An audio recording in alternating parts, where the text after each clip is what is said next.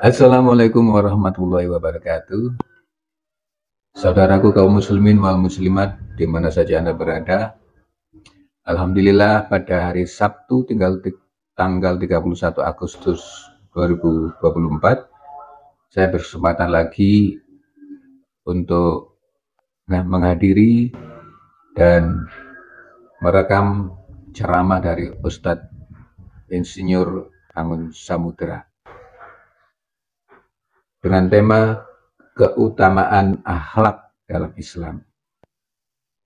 Baiklah, kita ikuti saja ceramah beliau selengkapnya, ya. Namun bila ada yang kurang di awal dari ceramah beliau karena adalah semata-mata karena kesalahan saya yang sedikit terlambat datang, ya. Mohon dimaafkan. Namun inti ceramah seluruhnya alhamdulillah bisa terekam dengan baik. Mari kita ikuti ceramah beliau. Assalamualaikum warahmatullahi wabarakatuh.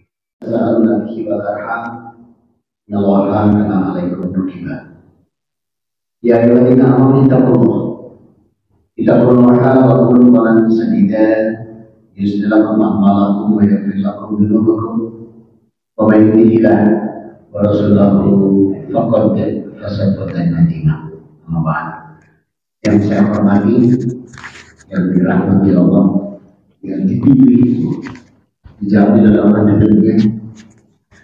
dan dijamin pula langkah kakinya dari tempat masing-masing menuju ke masjid dari Islam. Alhamdulillah, sebagaimana Rasul bersabda, wa kanat sholatuhu wa masyuhu ilal masjid nafilah wa idza wa'ada mahfalahu. Dan langkah kaki ke masjid yang dilakukan dengan tujuan ibadah, maka setiap langkahnya rahmat yang dilipatkan Allah.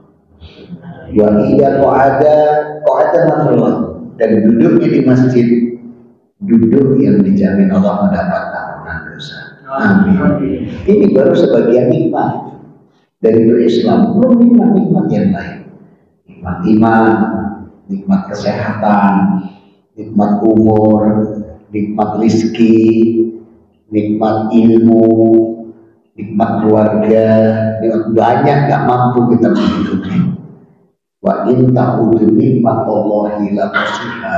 Demikian Allah berfirman dalam surat An-Nahl, dan apabila kalian tidak menghitung nikmat Allah, nggak akan sanggup.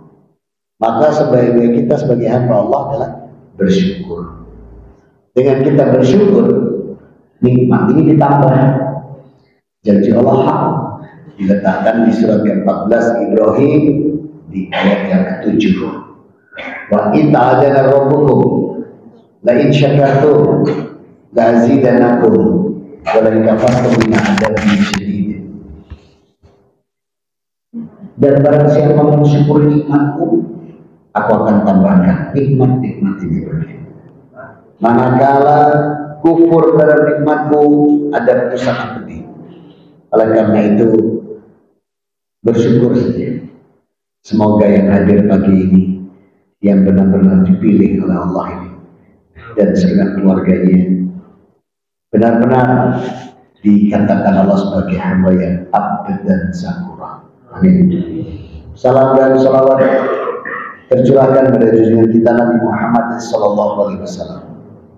Semoga kita pun juga optimal di dalam meneladani Rasul Muhammad SAW, terutama 5 hal: cara beribadah, cara menjalankan syariat, cara menjaga ukhuwah, cara bermuamalah, dan cara berakhlakul karimah. Kalau 5 ini kita bisa seperti Rasulullah, Allah punya janji lagi nikmat buat kita. Apa itu? Hidup kita di dunia ini dalam cintanya Allah. Dosa dan kesalahan kita diampuni Allah. Janji ini Allah letakkan di Ali Imran 31. Qul in kuntum tuhibbunallaha fattabi'uni yuhibbukumullah wa yaghfir lakum dzunubakum wallahu ghafurur rahim. Katakan Muhammad, apabila benar-benar mencintai aku Rabbnya, ikuti aku. Katakan, Rasulullah mengatakan ikuti aku. Maka siapa mencontoh Rasul Muhammad SAW, yuhibbukumullah, Allah mencintainya.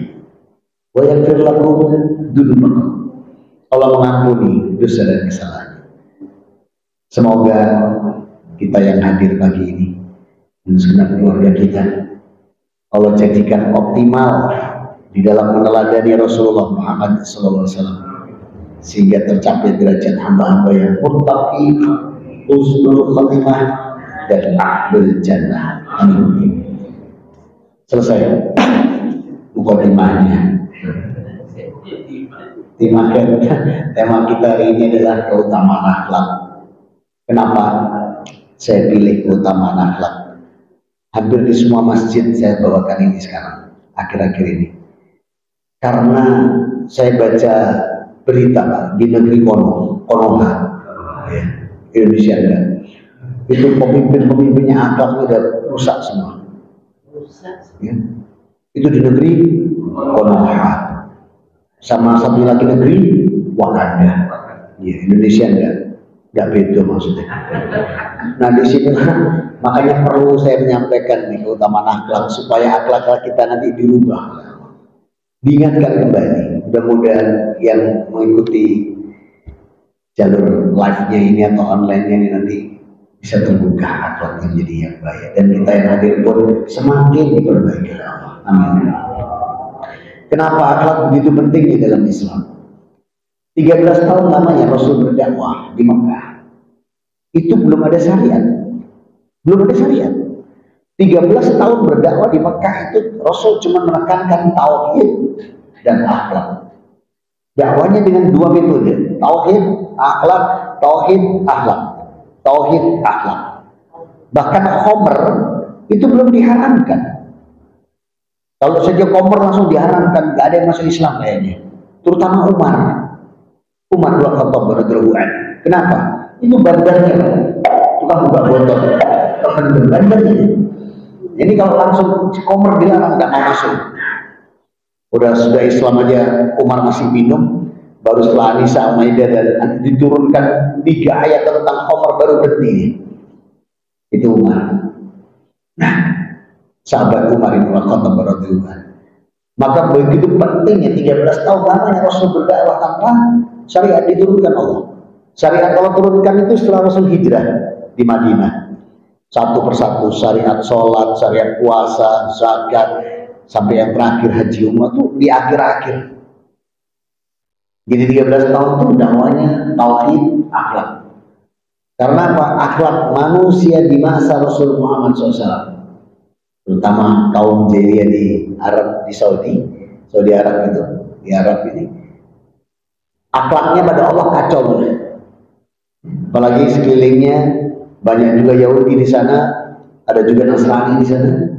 Malah dalam surat 9 ayat 30 itu kan akhlak pada Allah rusak nih dua kaum ini. Wa qalatil yahudu Uzairun ibnullah wa qalatil nasrani masjidullah dzalika qalu bi amwalihim yudhibuna ulatul kafaru min qabl. Dan orang-orang Yahudi berkata Uzair adalah putra Allah, dan orang-orang Nasrani berkata Al-Masih putra Allah. Itu ucapan mereka. Mereka mencontoh orang-orang kafir terdahulu. Parah kan akhlaknya kepada Allah? Rusak akalnya, kacau. Ya, Allah dikatakan punya anak. Nah, maka akhlak ini menempatkan posisi kedua dalam kaidah Islam ini setelah tauhid. Sehingga pentingnya akhlak. Akhlak ini secara etimologis atau lughatan, akhlak ini bahasa Arab terdiri dari bentukan 3. Yang pertama khaliq, pencipta. Yang kedua makhluk, yang diciptakan. Yang ketiga khalqi, penciptaan. Jadi akhlak itu berhubungan dengan 3 ini. Khaliq, Allah sang pencipta, makhluk ciptaannya, khalqi, penciptaan. Sehingga akhlak ini menjadi satu pedoman yang sangat utama. Sehingga Rasul Muhammad SAW menyampaikan bahwa sumber-sumber akhlak ini adalah hati nurani terutama. Karena banyaknya hati nurani sekarang ini yang mulai terkikis. Dulu penyakit cuma 4, Pak. Yang berat itu tunanetra, tunawicara, tunarungu, tunaaksara. Sekarang di negeri Konoha sama Wakanda ada tambah 1, tunarupa. Apa tunarupa? Basa Jawa gak dirai. Nah, gak dirai gak isin. Itu tunarupa. Maka betapa pentingnya akhlak ini, sehingga akhlak merupakan kedudukan yang istimewa dalam Islam. Sehingga Rasul bersabda bahwa keseluruhan ajaran Islam ini akhlak menempati istimewa setelah tauhid. Hal ini sesuai dengan sabda beliau. Saya ambil dari hadis rawahu Baihaqi. Rasul bersabda, "Innama bu'itsu liutamima makarimal akhlak." Sesungguhnya aku diutus ini untuk perbaikan akhlak. Jadi Rasul itu diutus untuk perbaikan akhlak. Makanya kenapa Allah suruh kita mencontoh akhlaknya Rasulullah. Dalam surat Al-Ahzab, surat 33 ayat 21. Laqad kana lakum fi Rasulillahi uswatun hasanah liman kana yarjullaha wal yawmal akhir wa dzakarallaha katsiran. Sungguh pada diri Rasul Muhammad SAW ada teladan yang baik bagi orang-orang yang mengharapkan rahmat Allah dan yang mengimani akhirat. Saya tanya, ada nggak di sini yang tidak mengharapkan rahmat Allah? Coba angkat tangan. Semua mengharapkan. Yang tidak mengimani akhirat, coba angkat tangan. Semua mengimani. Berarti siapa yang mengharapkan rahmat Allah dan mengimani akhirat, contoh terbaik adalah Rasulullah. Maka Rasul mengatakan innama bu'itsu liutamima makarimal akhlak. Beliau tidak berlebihan. Sebab Allah yang menetapkan beliau itu teladan, contoh buat kita. Dan apalagi kalau kita mampu untuk meneladani Rasulullah atau mengikuti beliau, jaminannya luar biasa pula. Hidup di dunia dalam cintanya Allah, dosa dan kesalahannya dihapus. Maka disinilah pentingnya, sehingga Rasul mengatakan innama bu'itsu liutamima makarimal akhlak. Sesungguhnya aku diutus untuk perbaikan akhlak. Ya, karena memang akhlak ini penting. Dan akhlak di dalam Islam itu ada 5 akhlak dalam Islam. Maaf, ada 6. Akhlak terhadap Allah itu meliputi takwa, cinta, ridho, ikhlas, khauf, roja, tawakal, syukur, muraqabah, taubat. Gak mungkin 1 jam saya uraikan semua. Kemudian yang kedua, akhlak terhadap Rasulullah meliputi 3: mencintai, memuliakan. Kemudian yang kedua, mengikuti dan mentaati. Yang ketiga, adab, sholawat dan salam. Yang keempat, akhlak pada diri pribadi meliputi sidik Pak. Kalau di negeri Konoha sama Wakanda, sidiknya pakai belakang, sidik CS, menunjukkan amanah, istiqomah, ifah, mujahadah, syaja'ah, tawaduk, malu, sabar, pemaaf. Yang keempat, akhlak keluarga dalam keluarga meliputi birrul walidain, ilmu bakti pada orang tua. Kemudian hak dan kewajiban serta kasih sayang suami istri. Kemudian kasih sayang dan tanggung jawab orang tua itu diatur semua dalam Islam. Luar biasa agama kita ini. Kemudian silaturahim dan kerabat. Yang kelima, akhlak bermasyarakat meliputi hukum bertamu, menerima tamu. Bertamu itu boleh menginap berapa hari? 3 hari. Kalau sampai hari keempat tamu ini belum pulang, Maka Rasul bilang, matikan perlampuan, matikan lampuan. Badak itu boleh deh tamu nih. Kalau hari kelima masih juga belum pulang, tutup perairan, matikan semua. Badak itu geledekan ya kalau tamu nih, betul kan diwenti lah.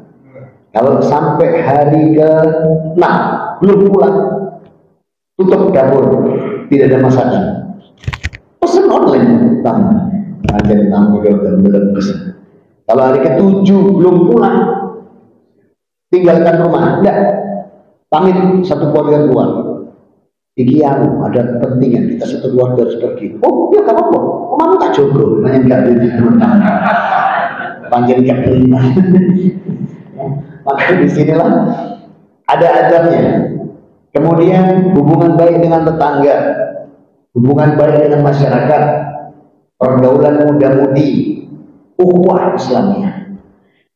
Kemudian yang kelima, yang terakhir, bab akhlak bernegara, meliputi musyawarah, menegakkan keadilan, amar ma'ruf nahi munkar, hubungan antara pemimpin dan yang dipimpin, semua diatur dalam akhlak Islam ini. Tidak mungkin selesai 1 jam. Pertemuan ini cuma saya ambilkan keutamaannya saja, keutamaan akhlak. Kalau pengen ini selesai, kita selesaikan dulu akidah wasidiyah. Nanti kalau sudah selesai, baru kita masuk ke sini, kuliah akhlak.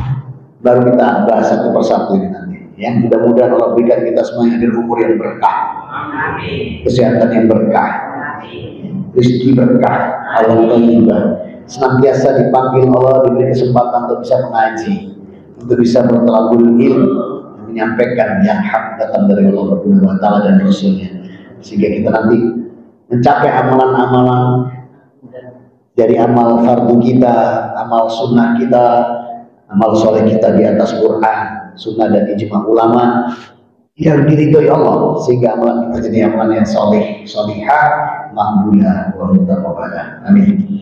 Nah, yang kedua, Rasul mengatakan bahwa akhlak ini pokok ajaran agama, terutama agama Islam. Kenapa? Dalam hadis Bukhari, ketika sahabat bertanya kepada Rasul, ya Rasulullah, ma dinu? Rasul, apa agama itu?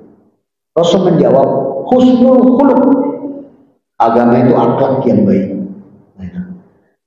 Jadi Rasul mengatakan yang pertama, pokok risalah karena apa? Dia diletakkan kedua setelah tauhid, sehingga Rasul ditugaskan untuk perubahan akhlak. Yang kedua, karena agama itu adalah akhlak yang baik. Yang ketiga, keutamaan akhlak yang ketiga ini adalah akhlak yang baik akan menjadi pemberat timbangan kebaikan nanti di yaumul qiyamah. Di hari saat kita dikumpulkan, yaumul jam'i, hari di mana kita dihisab, yaumul hisab, hari di mana kita ditimbang amal kita, disebut yaumul mizan, hari di mana kita diadili, yaumul akhir, yaumuddin, pembalasan, yaumul jasya, hari mendapatkan kebahagiaan. Sebagaimana Rasul bersabda, hadisnya Tirmidzi, "Ma min sayyin afqalu fil mizanil abdihil mu'minina yaumal qiyamah min husnil khuluq." Tidak ada satupun yang akan lebih memberatkan timbangan kebaikan seorang hamba mukmin pada hari kiamat kecuali akhlak yang baik. Saya ulang, ma min sayyin afqalu fil mizanil abdil mu'minina yaumal qiyamah min husnil khuluq. Tidak ada yang memberatkan timbangan kebaikan seorang hamba mukmin di hari kiamat nanti kecuali akhlak yang baik. Maka betapa pentingnya akhlak ini. Yang keempat, Rasul mengatakan bahwa akhlak ini itu menunjukkan kualitas keimanan seseorang. Jadi akhlak itu bisa menunjukkan kualitas keimanan seseorang. Rasul bersabda, hadis Tirmidzi, "Akmalul mu'minina imanan ahsanuhum khuluqan." Orang mukmin yang paling sempurna ialah yang paling baik akhlaknya. Akmalul mu'minina imanan ahsanuhum khuluqah. Orang mukmin yang paling sempurna imannya adalah yang paling baik akhlaknya. Maka kita bisa lihat kadar keimanan seseorang dari akhlaknya. Rasulullah sampai lagi berkaitan dengan bahwa akhlak sebagai tolak ukur keimanan. Al-hayyu wal iman fara'a jami'ah wa idza fara'a ahaduhuma rafa'al akharu, yang artinya rasa malu dan iman itu satu kesatuan. Salah satu hilang semuanya. Sekarang saya nanya, orang beriman punya malu gak? Insya Allah orang beriman punya malu. Orang punya malu, apakah dia beriman? Belum tentu. Ada orang punya malu, ada, tapi tidak beriman. Banyak. Kalau di data PBB lebih banyak jumlah mereka. Punya malu semua itu, tapi nggak ada yang beriman pada Allah. Beriman pun ingkar. Dalam buat Tuhannya ada 3, rupa-rupa warnanya, dan lain sebagainya. Ini berarti hilang keimanannya. Tapi Rasul mengatakan al-hayyu wal iman fara'at jami'ah. Malu dan iman itu satu kesatuan. Wa idza rafa'al ahaduhuma, apabila salah satu di antaranya yang hilang, rafa'al akhar, maka hilang semua. Jadi kalau dia punya malu tapi tidak beriman, sebenarnya hilang. Artinya juga nggak punya malu dia. Akhlak sama Allah kok dirusak. Allah itu kan la ilaha illallah. Kenapa dia adanya selain Allah? Berarti tidak berakhlak dia kepada Allah. Berarti tidak punya malu. Jadi hadis Rasul ini benar hak. Dan Rasul nggak pernah ngarang dalam surat An-Najm surat 53 ayat 3 dan 4. Rabbuna wa ta'ala berfirman, surat 53 ayat 3 dan 4. Wa ma yantiqu 'anil hawa in huwa illa wahyuha. Tidaklah yang diucapkan Rasulullah Muhammad SAW Al-Quran itu menurut keinginan dan hawa nafsunya.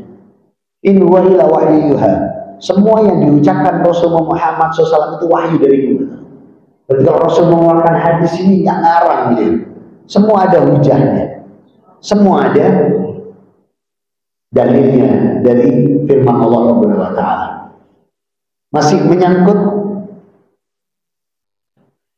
akhlak sebagai tolak ukur iman. Rasul sampai lagi hadisnya Bukhari. Walillahi la yu'minun. Walillahi la yu'minun. Walillahi la yu'minun. Sampai 3 kali. Demi Allah gak beriman. Demi Allah gak beriman. Demi Allah gak beriman. Sampai 3 kali. Penasaran sahabat. Faman ya Rasulullah. Siapa itu Rasul? Rasul mengatakan alladzi la ya'manu jarruhu bawa'iqahu. Orang yang tetangganya sudah gak punya kenyamanan dengannya, bisa beriman. Hati-hati ya. Kalau sampai seseorang membuat tetangganya gak nyaman, gak aman, Rasul bilang sampai 3 kali. Walillahi la yu'minu. Walillahi la yu'minu. Di kampung saya Pak, contohnya terjadi betul. Saya belum Islam waktu itu, masih remaja. Di kampung saya, di Kanginan itu, kampung lama, itu ada 4 gang. Saya di gang 1. Kebetulan Allah jadikan gang 1 ini banyak yang non muslim, termasuk saya dan keluarga. Di gang 1 ini banyak pohon. Ada yang punya pohon jambu senantiasa berbuah. Ada yang punya serikaya berbuah. Kemudian jambu keluduk itu apa namanya? Jambu kristal berbuah. Kemudian mangga berbuah, ini berbuah. Nah, cuman di gang belakang itu ada 2 orang yang disebut codot sarungan sama tetangga. Karena apa? Dia kalau ngambil nggak 1 Pak, nggak 1 dulu.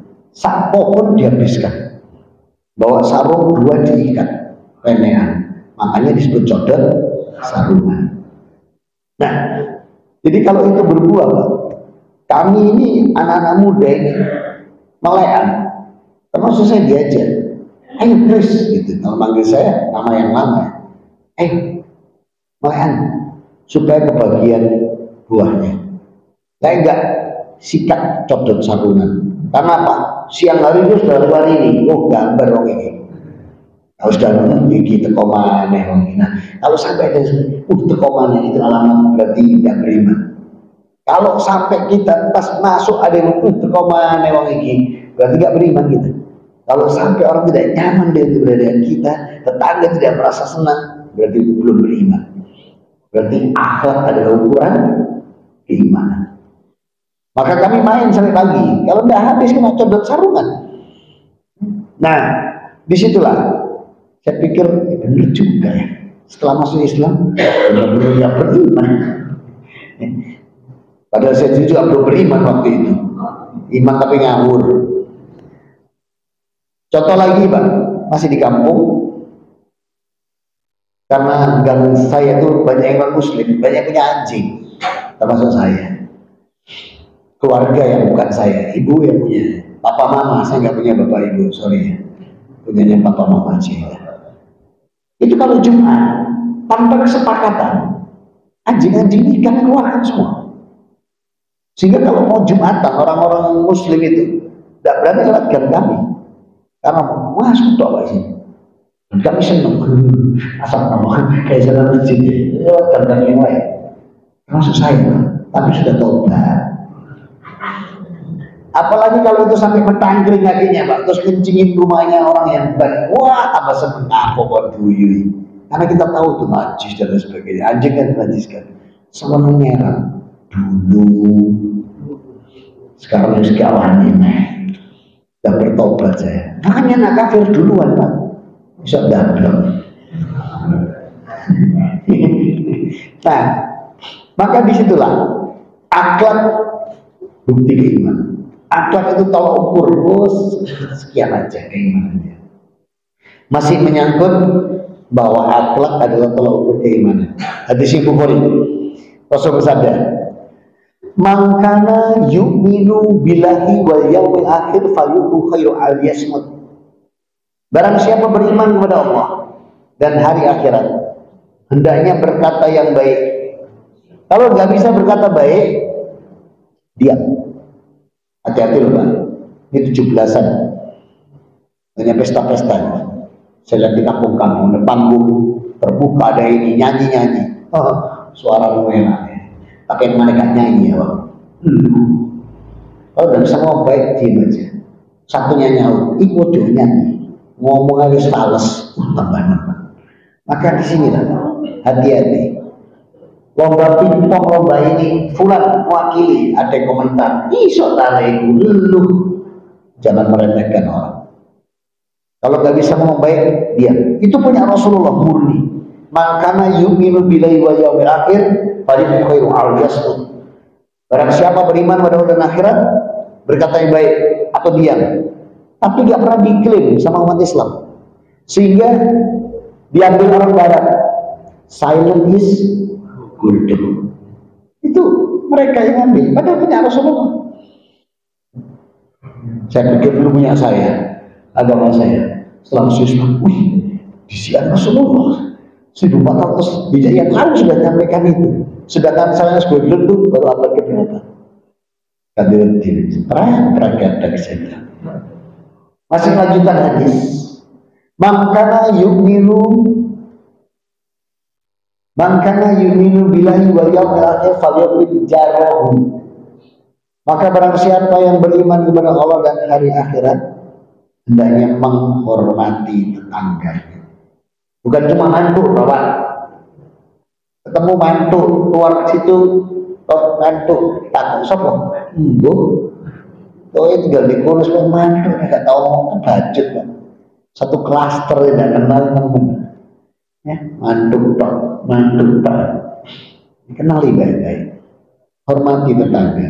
Nyetel tip ya jangan banter-banter. Di kampung saya dulu waktu banter waktu itu. Kalau ditegur mencoba terbang-terbang, dijawab Pak. Apa loh? Ketemu diri. Dijawab lagi. Sing rumah kupingmu dewi lah. Ini kalau sudah begini nih, kadar keimannya bisa kita ukur. Kemudian Rasul melanjutkan lagi, "Mangkana yu'minu billahi wal yawmil akhir falyukrim dhaifahu." Maka barang siapa beriman kepada Allah dan hari akhirat, hendaknya menghormati tamunya. Tamu kan dihormati. Ini ada cerita Pak. Kalau ini hadis. Kalau tadi kan cerita was di kampung saya. Sekarang hadis nih.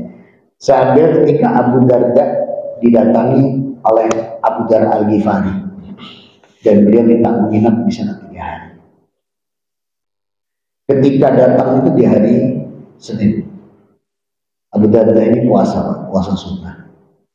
Datang Abu Dar minta minum, dia safar kan, dibuatkan minum Pak, 1 tok. Terus Abu Dar bilang, kok cuma 1? Kamu mana? Kamu puasa? Kata Abu Darda tuan rumah. Kemudian Abu Dar bilang, ikut minum bersamaku. Aku tamumu, hormati.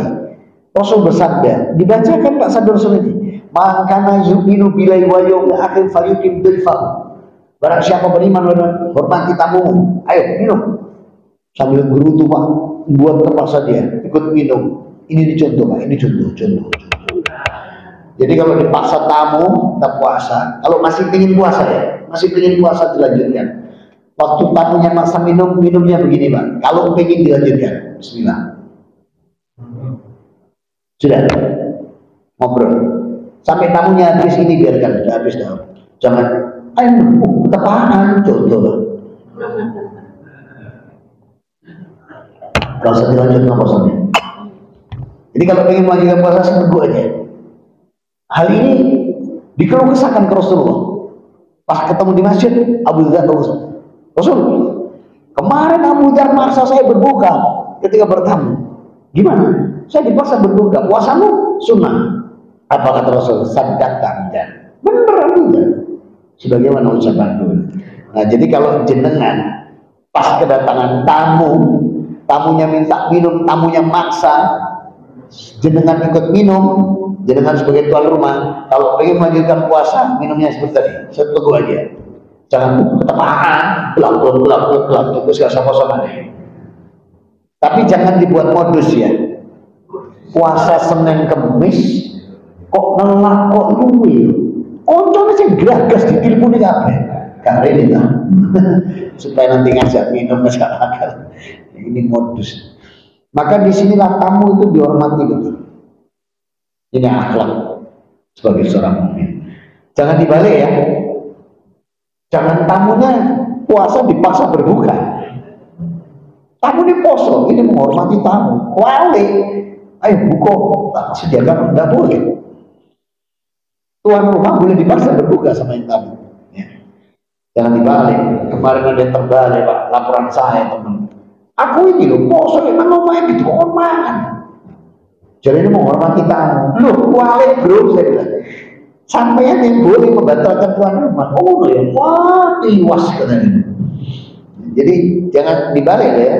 Tamu boleh memaksa tuan rumah, bukan tuan rumah memaksa tamu. Maka itulah akhlak sebagai tolak ukur keimanan seseorang. Yang kelima, Islam menjadikan akhlak yang baik sebagai bukti atau buah ibadah. Ini disampaikan Allah dalam surat Al-Ankabut surat 29 ayat 45. Utlu ma'uhiya ilaika minal kitab wa aqimus shalah inna sholata tanha 'anil fahsya' wal munkar. Rabbuna wa ta'ala berfirman, pelajari dengan baik Quran itu yang sudah diwahyukan. Kemudian dirikan sholat. Sesungguhnya sholat itu mencegah perbuatan keji dan munkar. Jadi ibadah akhirnya menjadikan akhlakul kita menjadi akhlakul karimah, akhlak yang baik. Apa yang terjadi? Ada cerita, Pak, tetangga saya Pak, sholatnya berjamaah Pak, selalu ke masjid, tapi omongannya nyelekit lah, menyakitkan hati. Katanya inna sholat tanha 'anil fahsya' wal munkar. Oh, berarti dia belum interaksi dengan Quran. Coba kalau dia berinteraksi dengan Quran dengan baik, Tidak mungkin ucapannya buruk. Karena memang tidak boleh berucap buruk, berkata buruk dalam ajaran kita. Di surat 49 Hujurat ayat 11 dan 12. Kemudian puasa, hadisnya Ibnu Huzaimah. Laisa li saum minal aqli wa surba innama saum minal aqdaru faqalu wasad ahadu wajahilu alaika qalu inni shaim. Artinya, bukanlah puasa itu hanya sekedar menjaga tidak makan minum, tapi sesungguhnya ucapan-ucapan yang baik dan tidak berucap yang kotor. Dan apabila ada seorang yang menjahili kamu tidak berhenti terus, maka katakanlah, ini saum, maaf, saya sedang puasa. Bahkan boleh berbohong, kita nggak puasa, tapi digarai terus sama orang. Daripada terjadi pertengkaran, boleh. Maaf ya, saya puasa, terus tinggal. Jadi kalau ada orang apa, garai itu bahasa Indonesia apa? Ya mau, ya provokasi, ya menjahili, ya apa lagi?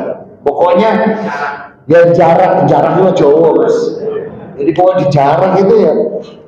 Boleh, maaf ya, saya puasa. Insya Allah dia berhenti. Poso tidak nolong, tidak jadi digoda.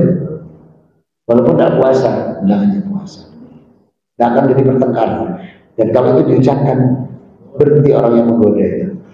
Maka ibadah buahnya akhlakul karimah. Kemudian untuk zakat pun sama. Allah sebutkan di surat 9 ayat 103. Khudh min amwalihim shadaqatan tatahhiruhum wa tarfihim biha. Ambillah zakat dari sebagian harta mereka, karena zakat itu membersihkan jiwa dan diri mereka. Orang mengeluarkan zakat jiwa, akhlaknya pasti baik. Janji Allah di surat 9 ayat 103. Dan bagi yang menerima harus mempunyai akhlak untuk mendoakan. Mendoakan, tapi tidak usah gini loh Pak. Ngasih infak sedekah dunga mau dikai dungo, jangan. Tidak usah. Kasih aja. Kalau dia tidak berdoa, ada yang mendoakan yang lain. Siapa? Malaikat Allah. Itu lebih mantap doanya ketimbang manusia yang menerima infak, zakat atau sedekah. Jadi orang yang mendapat infak itu kewajibannya, akhlaknya mendoakan yang memberi. Surat 9 103. Tapi kalau dia tidak mendoakan setelah diberi, tidak usah ngomong, kayak bukan doa, tidak usah. Nah, yang terakhir yang kelima, akhlak ini juga sama Pak, bisa mengalami perubahan. Karena apa? Situasional.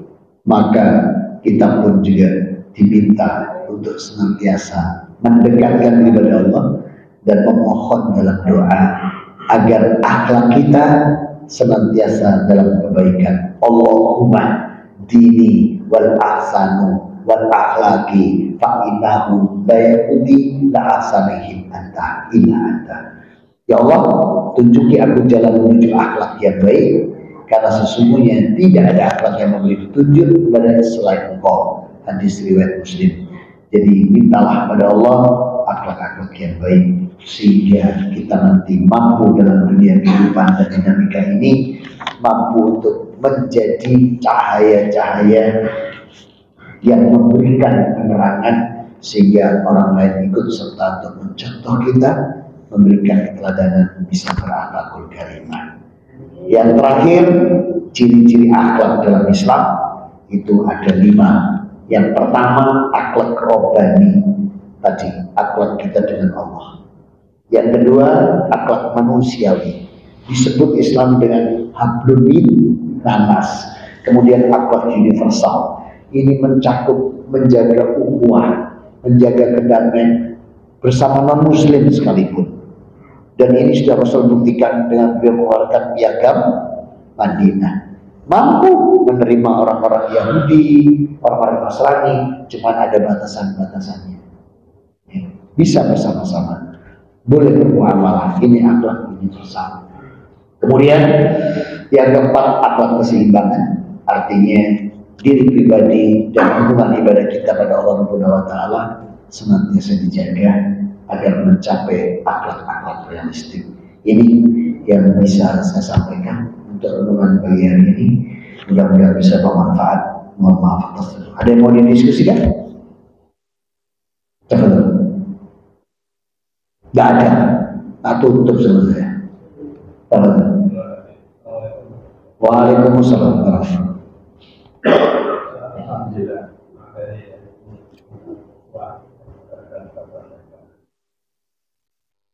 Memang hati sekarang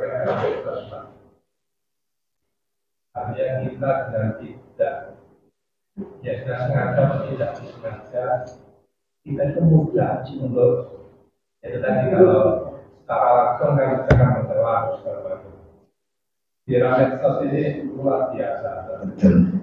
Ya, gimana ya? Maksudnya kita ini orang beriman ini yang katanya tidak beriman kalau dia akan betul. Maka sebaik-baik kita buka surat 12:108. Qul hadihi sabili ad'u ila Allah. Allah SWT yang manin taba'ani subhanallah wa ma'ana musyrikin. Harus begini. Mas, salah, nggak boleh begitu. Ini yang Allah harus berani. Karena itu ana wa manin taba'ani, aku dan semua pengikutku. Rasul mengatakan aku dan semua pengikutku. Berarti kita semua ini punya tanggung jawab untuk meluruskan, untuk menyampaikan. Bahkan Allah tekankan lagi di Al-Baqarah 42, wala talbisul haqqo bil batili wa ta'tamul haqqo wa antum ta'lamun. Kata Allah, jangan mencampur adukan antara yang hak dan yang batil, dan jangan menyembunyikan kebenaran. Kita tahu gak beres ini, salah ngomong dan diluruskan. Cuman jangan digeruk, jabri. Sebab kalau digeruk nanti jebrak-jebrak rambutnya iblis dan bala tentaranya. Jadi kalau ada di grup WA setan nih, itu para admin WA jangan asal ditendang, jangan dikeluarkan, Pak, tapi disembuhkan. Karena begitu itu kan kinerjanya, aslinya kinerja siapa? Iblis dan bala tentaranya. Nah gitu, harus mendakwakan dengan kelembutan, ya. Tetap ditegur, tapi jambri aja. Ada lagi? Nah kalau pemimpinnya yang wapit ke kantor Pak, sembarang dilanggar, sudah diingatkan, gimana? Ya sudah, tugas kita mengingatkan, selesai. Di negeri Konoha sama Wakanda, pemimpinnya tidak karuan, sudah diingatkan masih tetap di sini. Tugas mengingatkannya selesai, tidak usah menghakimi, serahkan kepada Allah. Ada lagi? Cukup? Alhamdulillah. Mari kita tutup dengan doa kafaratul majlis. Subhanallahumma wa bihamdika asyhadu an la ilaha illa anta astaghfiruka wa atubu ilaik. Alhamdulillah. Wa minkum. Wassalamualaikum warahmatullahi wabarakatuh.